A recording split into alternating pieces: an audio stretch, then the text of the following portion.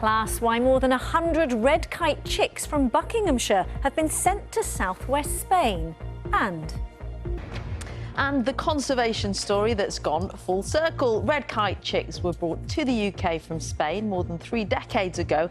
Now their descendants are heading back to help their cousins thrive.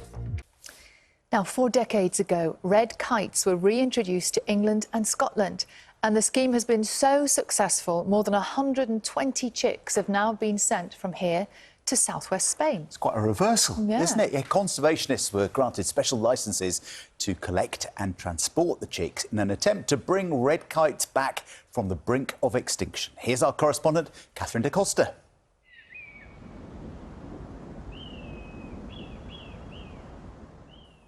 The remote hills of southwestern Spain, a birdwatcher's paradise. At 6 months old, these British red kites are about to experience their first taste of freedom. One juvenile emerges and takes flight. It's the latest release in a conservation story that's gone full circle. It all started here in the Chilterns on the Oxfordshire-Buckinghamshire border. Nearly 40 years ago, they were extinct in England and Scotland, with only a few mating pairs left in Wales. Then, in the early 1990s, red kite chicks from Spain and Sweden were released here in the Chilterns and in Scotland, in what's become one of the most successful conservation projects in history. This is the airport at Madrid, the Spanish capital, and I'm just boarding a flight to London, escorting a rather unusual passenger. It's this rare and beautiful bird of prey, a red kite. In 1993, Countryfile presenter John Craven had the chance to see the project firsthand. He's going to have to spend at least 35 days quarantine. Ian Evans from Natural England was the man in charge of bringing the Spanish chicks to the Chilterns, ready for their release. So, Ian, how does it feel to be part of such a success story? It's amazing. When we started in '89, there was no kites or buzzards or anything around here, and now it's completely transformed. More than 30 years later, I invited Ian to meet me at the National Trust's Watlington Hill site in Oxfordshire, just a few miles from the original release site. It was very pioneering because there was a lot of unknowns, so you didn't really know by releasing them. You know, the first lot we released, you didn't think, well, they might just die or they might just move away. And in 1991, we had our first breeding pairs. They weren't successful, but they were breeding, and that was an eye-opener because we thought, well, this can be successful. And just by keeping on releasing them, we got more and more pairs. It's estimated there are now more than 6,000 pairs of red kites across the whole of the UK. But while our population's thriving, the species has been nearly wiped out in southern Spain, partly due to illegal persecution. To revive their numbers, conservation experts received special permission to collect a total of 126 chicks from central England over the last 4 years. Most of the chicks were collected in Northamptonshire and have been relocated to the Extremadura region in southwest Spain. After more than a month in quarantine, the birds are weighed, measured and tagged by a team at the wildlife charity Amos. 1, 2, 3. And Alfonso, does it hurt when you put the tag on? No, because it's the same than when they use the piercing, you know, right here. Yeah, it's the same because here you have to take care. There are some tendons, so you have to avoid this area. The birds don't seem to mind the large markers, which are needed so they can be spotted from the ground. Then they're fitted with a lightweight GPS backpack, allowing them to be tracked. Okay, ready. Once they've been checked over, the birds are loaded up, ready for their next adventure. They're transferred to holding aviaries, about an hour's drive away, close to the Portuguese border.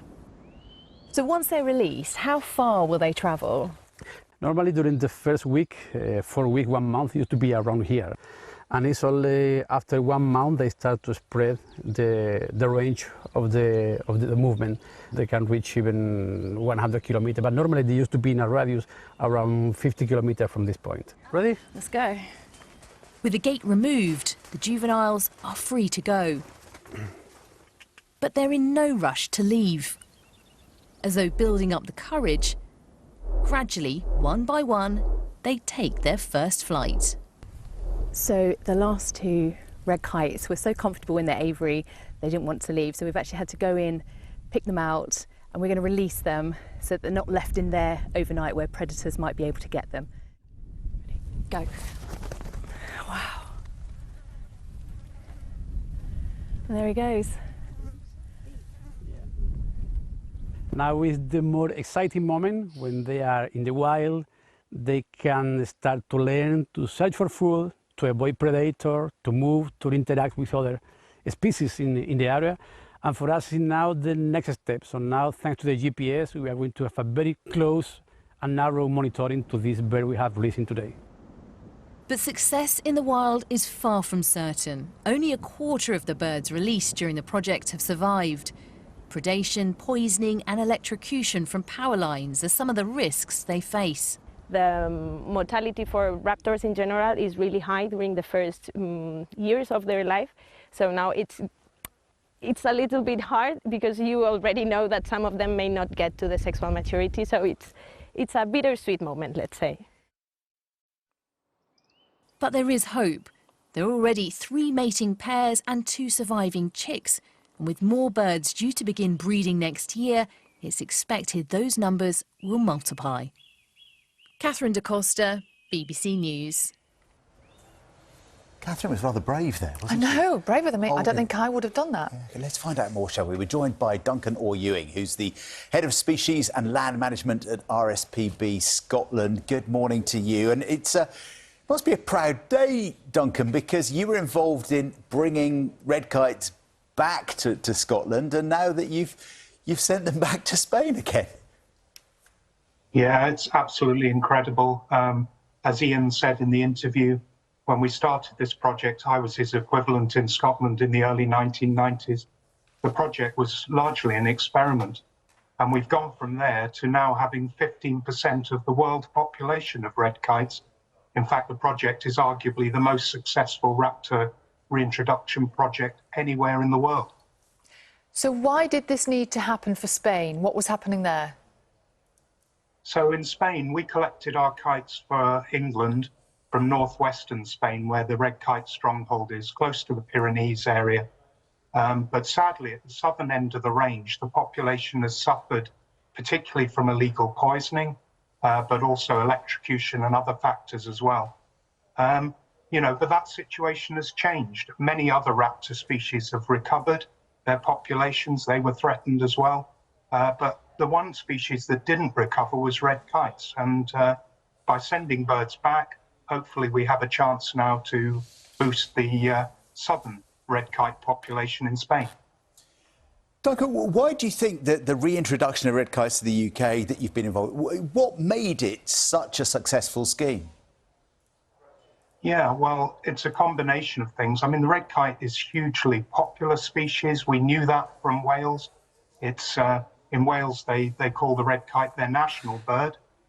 We thought red kites could do well in the rest of the UK. They previously thrived here. In fact, if you go back as far as the Elizabethan period, they were scavengers on the streets of London. They were arguably then our commonest bird of prey. So we always thought there was space for red kites, that they could thrive in our countryside. There's plenty of food for them. They're mainly scavengers, but also take small live prey like rats and mice and voles. Those factors were still there, but the red kite was missing. And what would you say everybody has learned from these 2 reintroductions? What is it about how this has been handled that's made it such a big success? Well, the techniques that we used, we learned those actually from the Americans, the way they'd reintroduced bald eagles to the States. We then applied those methods of hacking birds into the wild, using release aviaries, and then letting the birds really do their own thing. So we've learned that method. We've also learned a whole series of monitoring techniques. So when we released the birds, initially we fitted them with radio tags so we could track their movements. In Spain, as you've heard, they're now using GPS tags, so the technology has moved on. We can use satellite technology now to track the movements of birds. That was all novel at the time. And then we've been monitoring the wild nest. So, ever since the start of this project, we've been monitoring the progress of these birds and, looking at their interactions with other land uses. I'm pleased to say that there really are no conflicts between red kites and other land uses, and they've thrived. Phew, eh?